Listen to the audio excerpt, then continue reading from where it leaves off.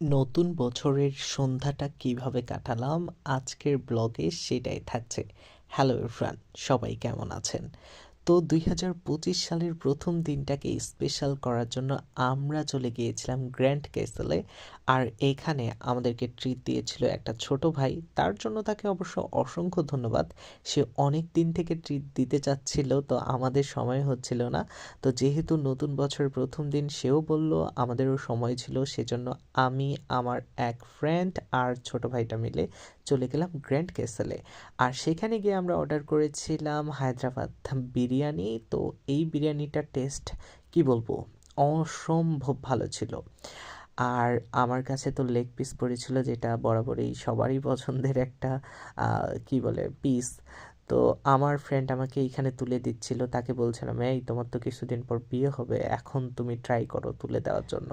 তো সে খুব যত্ন সহকারে তুলে দেওয়ার চেষ্টা করছিল, কিন্তু কোনোভাবেই অত ভালো করে পারছিল না। তারপর তাকে আমরা খেপাচ্ছিলাম। তো এরপরেই খাওয়া দাওয়া শুরু করি দেই। আর বিরিয়ানিটা খেতে কিন্তু অস্থির ছিল।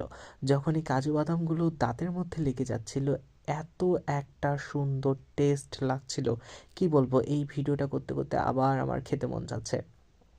তো এখানে হচ্ছে খাওয়ার পরে আমাদেরকে এগুলো দিয়েছিল, এগুলো তো খেতে অসম্ভব ভালো লাগে। আর খাওয়া দাওয়া শেষে আমরা একটু ঘোরাঘুরি করি আমাদের রংপুর শহরের এটা পার্ক, পুলিশ পার্ক। তো এরপরে সব কিছু শেষ করে আমরা রিক্সা দিয়ে আসছিলাম আর শহরটা দেখছিলাম, কত যে ভালো লাগছিল। তো যাই হোক, বছরের প্রথম দিনটা কিন্তু অসম্ভব ভালো গিয়েছে। আপনাদের দিনটা কেমন গিয়েছে অবশ্যই অবশ্যই কমেন্ট করে জানাবেন। আর ফলো করতে ভুলবেন না। ধন্যবাদ।